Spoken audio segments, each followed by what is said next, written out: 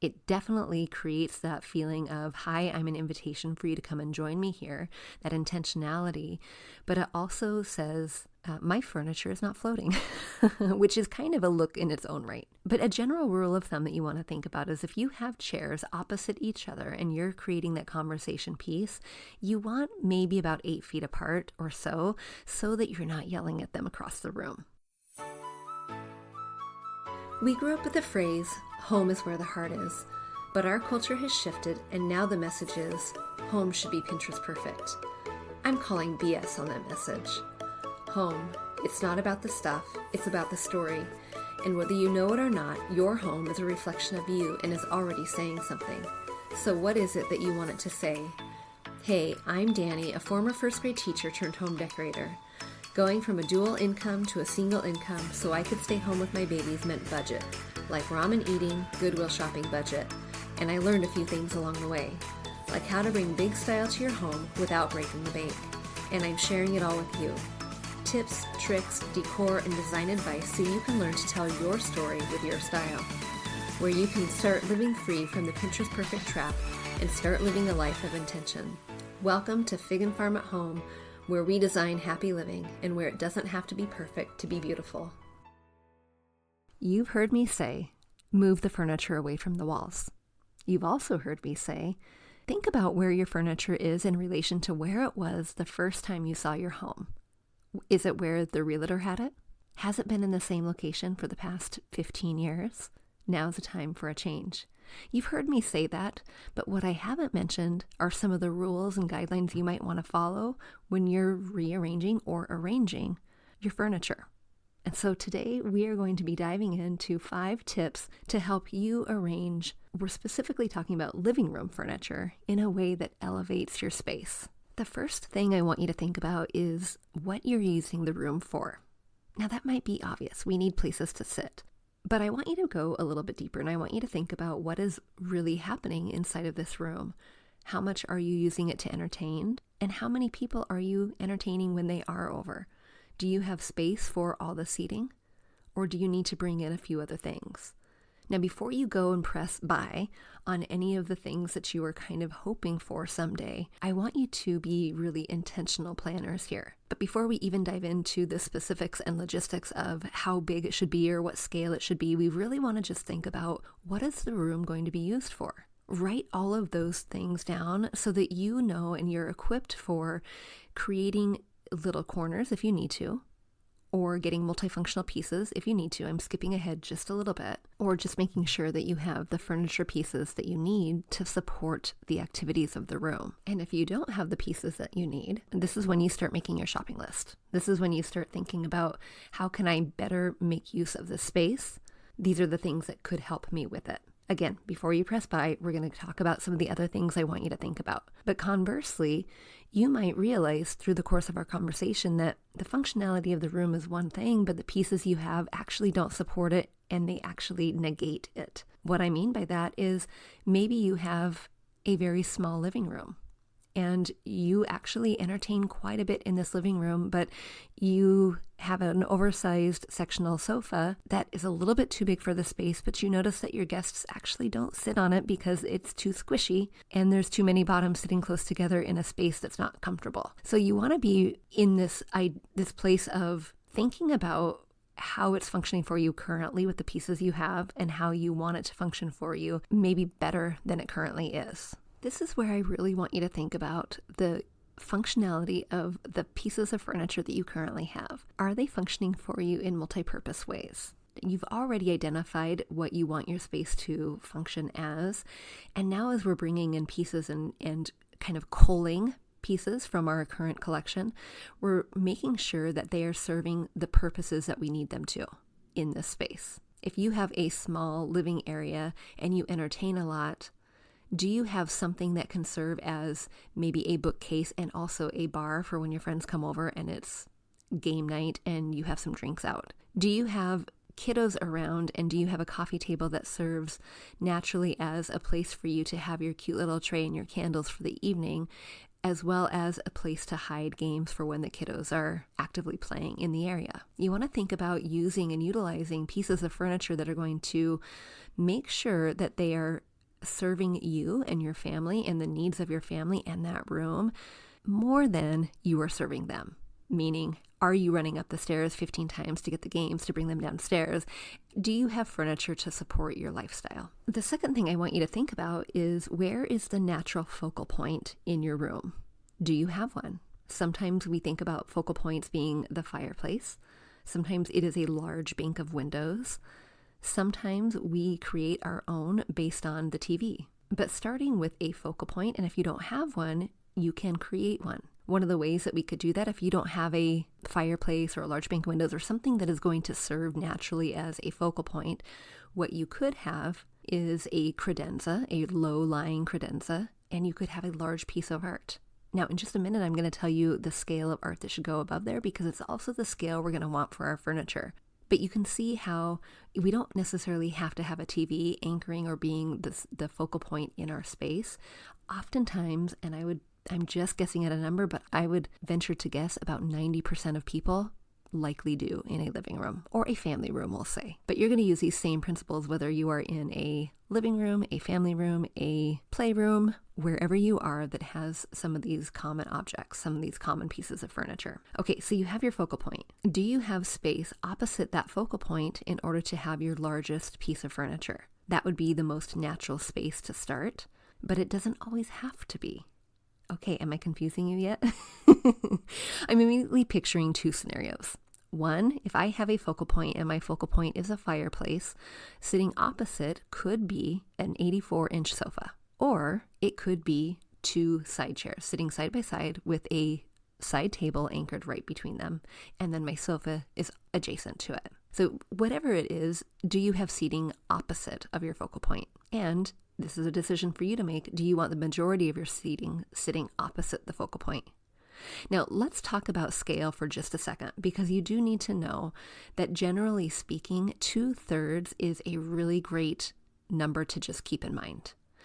Going back to that creation of the focal point where you had a credenza or a console table, whatever you want to call it, you have something, a sideboard, and you're creating your own focal point. If my credenza is 76 inches long, I would want to place a large piece of art above it that is 2/3 the width of that console. The same ratio applies for when you're choosing your largest piece of furniture for your room. If I have a 10-foot wide space for my living room, I want a sofa that does not exceed 2/3 the width of that. And I'm giving you, of course, a really small number here, right? 10 feet with 2/3, that would be, what is that? That's not very much. But you get the idea. You can do that math, that simple math, that gives you the idea of what scale is proportionate here. Now, keep in mind, too, that the more overstuffed it is, the more full it's going to feel in your space. And oftentimes, that alone visually creates a weight to your space that isn't necessarily elevating it in any stretch of the imagination. Now, thinking about that 2/3 ratio, and if we're thinking about scale, you really want to be mindful of how they are in proportion to the other. So if I have a sofa that is 96 inches long, if I use that same 2/3 ratio for my side chairs, my armchairs, I would be looking at having a total space of 64-ish inches or so that those chairs would take up. Now, does that mean I'm going to have also a 64-inch coffee table? No, that's really rather large. But you can see how when I start with my largest piece of furniture, I'm going to check just to make sure that what I have as my complementary piece of furniture is not going to exceed a scale that would be proportionate to that first initial piece. Now, to piggyback just a little bit on this space and what I'm using it for, I have my largest piece of furniture. I have my side chairs. I have a coffee table that is sitting right there. But the other thing I want to think about is, do I want conversation to be happening in this space? I'm kind of assuming I do.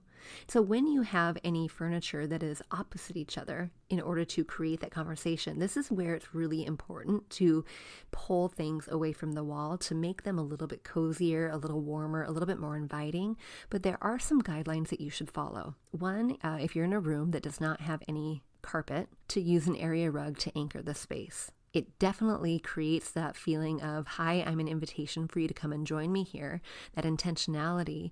But it also says, my furniture is not floating, which is kind of a look in its own right. But a general rule of thumb that you want to think about is if you have chairs opposite each other and you're creating that conversation piece, you want maybe about 8 feet apart or so that you're not yelling at them across the room. Now, when you are arranging your furniture, this, by the way, is tip number 4. We're getting into guidelines and foot traffic. When you are arranging your furniture, you want to have about 30 inches of space in between, like passageways, walkways. So if I'm going in between my large sofa and my 2 side chairs, I want at least 30 inches. Of course, there's probably going to be times in your seasons where it might be a little bit scrunchy, right? I can immediately think of Christmas time in my home where the Christmas tree took up a lot of the real estate where my armchair would be. And so it made the walkway just a little bit snugger. And that's okay. It's not every day. But if you need to adjust furniture accordingly, keep that 30-inch rule in mind. When you have a coffee table, you want to allow for about 14 to 18 inches in between the edge of the sofa and the coffee table so that you're not allowing too much space. You do want those coffee tables to not just be pretty pieces. You want them to be functional pieces too. Hey friend, I see you over there on Pinterest pinning all of those beautiful pictures. And I hear you chatting with your girlfriends about all of the things that you wish you could do to your home someday. You may wonder or even Google, how much does a designer cost? And gasp at the response. So then you Google, where do I start when I want to redecorate my home? But there is a loud sea of noises that you have to sift through in order to understand heads from tails. When each person is telling you one thing or another, you end up more confused, more frustrated, and more stuck. And so you resign yourself to saying, it's really not that bad. I don't really actually hate the couch all that much. But your Pinterest boards full of inspiration tell a different story. Because friend, you can recognize a beautiful picture. That's not the problem. The problem is that you don't have enough funds to hire the fancy pants designer, and you don't know how to sort through the sea of noises in order to know where to start. That's why I'm hosting and inviting you to my free 5-day Love Your Home Challenge, happening Monday through Friday, February 10th to the 14th. And the best part, it's all happening inside of your inbox.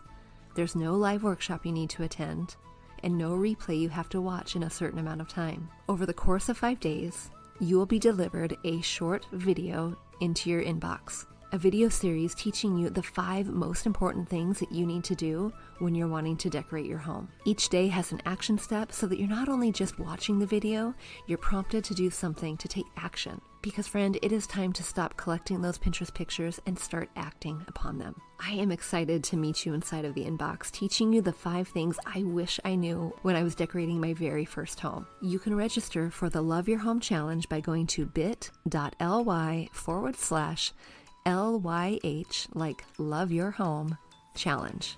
That's bit.ly/LYH Challenge. I'll put the link in the show notes. I'll see you then.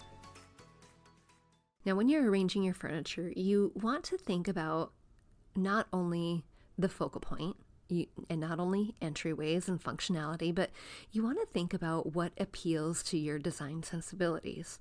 Are you a symmetrical person? Do you love the symmetry of having two love seats sitting opposite each other and 2 armchairs then kind of flanking and formulating that third set of the rectangle if I'm creating one? Or do you like to have asymmetry? Keeping that in mind is going to help you not only with this idea of furniture selection, but the placement of it as well. Now, side tables have a little bit different of a rule than a coffee table. So side tables, you can nestle in and snug in between 2 chairs, even angling the arms just a little bit towards each other to kind of create that conversation piece between the 2 chairs, as well as opposite 8 feet from the conversation that could be happening opposite. But that side table doesn't have to have a 14-inch rule. Okay, I gave you a lot of background information in order to set you up for success. So far, we've talked about understanding the function of the room and having multifunctional furniture in order to accomplish those goals. We talked about choosing a natural focal point or creating one of your own. We talked about scale and how really very important it is. And then we talked about some of the guidelines, the foot traffic, all of those rules that kind of help your room flow. And now we're going to do a little bit of the nitty-gritty. This is more of the how-to. So this is tip number 5, and it's going to be a longie but a goodie. Okay, the first thing you want to do after identifying your focal point, you want to think about starting with your largest scale furniture, your largest piece. And then you're going to add your secondary pieces on top of that. Of course, you want to anchor it with a rug. Now, the most natural shape that we're going to create a furniture arrangement is going to be a rectangle. And you heard me allude to that earlier, but you want to think about what is on all sides of the rectangle. I know that one of those is going to be the focal point, the focal wall, the fireplace, the TV, what have you. And so the other 3, what is there? Sometimes it is a natural element of your home, like a window. Can you put something in front of the window? Yes, you can. Can it be part of your sofa, like a chaise or a sectional? Yep, absolutely. But you want to think about touching all points of that rectangle. So start with your largest piece of furniture, add your secondary pieces or your tertiary pieces, your third set of pieces as well. And then you want to fill in with the small things, like the side tables, the floor lamps, the coffee tables. Okay. You following me? That is likely the easiest thing, but sometimes you run into scenarios where there's something that's just a little bit off. And I'm thinking about a few that are commonly seen, and one is this. You've set up your rectangle, you have your focal point, you have your largest piece of furniture, and then you have quite a bit of space between your coffee table using that 14-inch-ish guideline, even extending to the 18-inch, and then you have a whole lot of room between the far edge of your coffee table and your focal point. What do you do there? Because if your focal point is a fireplace, you likely don't want to put 2 chairs there, right? One option, you could push everything closer, but I'm imagining in this scenario that it's actually already quite proportionate to the scale of your overall room, and you just have leftover space. One option that I absolutely love is taking 2 upholstered ottomans that could serve as extra seating. They're not going to interrupt any view that you have of that focal point, whether it's a fireplace, the TV, what have you, but they're going to add extra seating just in case you need it. Another scenario that I commonly see is a really long rectangular room, and you've set up your area to have your focal point, and maybe it's a TV, but then you have a lot of space in the back. What do you do with that? This is where you can create an additional seating area. You can anchor that with its own thing. Maybe you have 2 chairs and a table so that you can play cards or you can play games or what have you. Maybe you have 2 chairs set up that are a little larger, maybe wing-back chairs. You have a side table in between, and then you have a reading lamp to make it a cozy conversational or reading corner. But creating an additional area almost as if it is a zone, which I want you to think about it in this way. What is happening in each of these zones? Which activities are different in each of these zones? It's extra seating. We know that if the football game's on, those people in the back can still do their thing, but it can be separate. We have one of these in our own home, and this is where we actually have a really rather small living room that extends into the kitchen that has a countertop, or that has a high counter, and we have bar seating. But technically speaking, the area right there should be for an eat-in kitchen. Well, it's poorly designed, not enough space for you to have the bar seating as well as an eat-in kitchen where you have a table. So we have removed the idea of the table altogether. We have the bar seating, and we've now have this really long rectangular space that we chose to do a built-in seating that flanked the window with bookshelves and then a bench seating. And of course, it's multifunctional because I'm following my own rules, and we have baskets underneath this bench seating that hold different things. One is party supplies, or not party supplies, outdoor eating supplies, because the outdoor eating area is right outside of the door. One is games, because just like you, I have kiddos who like to play games, and if I can get them to play games with me now that they're getting even older, it is the best. So I keep them handy. And then of course we have some other things as well, right? Multifunctional, but it is extra seating that is created from a zone. So think about that. What can you do in that area to be functional for you and also serve that space and make up that space well? Okay, the other scenario that could happen is that you have a irregular shaped living room. Now, this is a little tricky without seeing what irregular we're talking about. But one thing that often happens is that you have maybe two focal points. Maybe you have, your room is not necessarily a rectangular or a square. There's an angle that's cut off here. And maybe you have a fireplace as part of that angle. And then on one wall you have a focal point, which is maybe the TV wall. What do you do here? Okay, this is where you do need to be a little bit creative, and definitely you want to anchor that seating area. And you definitely want to think about zones here and anchor any zone with an area rug if you can. That's going to make it look intentional and inviting. And this is where I definitely say if you have a carpet, putting an area rug on top will help you define that space, because it is just a little bit different, a little bit harder to work around. But that zone, that area rug, you're going to want to kind of, I don't want to say touch, because I literally do not want the area rug to touch the fireplace and the TV, but I want it to kind of point to, is what I mean by touch. It's going to point to and refer to both of these focal areas. And then you create your seating area around that area rug. So it will look a little bit angular, and that's okay. But you're going to take those two corners of the area rug and kind of use it as like, what you don't see is me pointing my fingers, one at like the fireplace, one at like the TV. Of course, without touching it literally.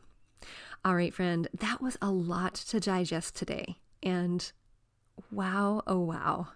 If learning things like this is really fun for you, but it also feels a little overwhelming because you can't see something that is accompanying it, this is where the collective comes in really, really handy.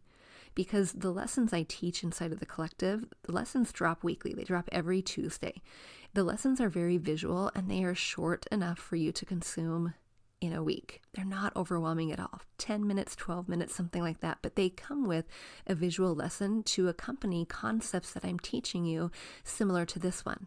This lesson, for example, would have all the pictures to show you what I'm talking about so that you could see these rooms and the zones and the rectangles and the side chairs and all the things. If that's something that you would like to support your learning, because you are learning. Every time you turn on the podcast, you are learning. But if you would like the visual to support it, I want you to come and join the collective. You can do that by going to figandfarmathome.com/the collective, and I'll see you inside. Until next time, I'll see you soon. Hey, real quick before you go, if you learned something new or found value in today's podcast, would you head over to iTunes to Fig and Farm at Home and leave a review and subscribe to the show? That would be awesome. And if you'd like to connect with my community of mamas who are learning to be intentional storytellers within their own homes, join us at bit.ly/design101 group. There's always more room at the table. See you soon.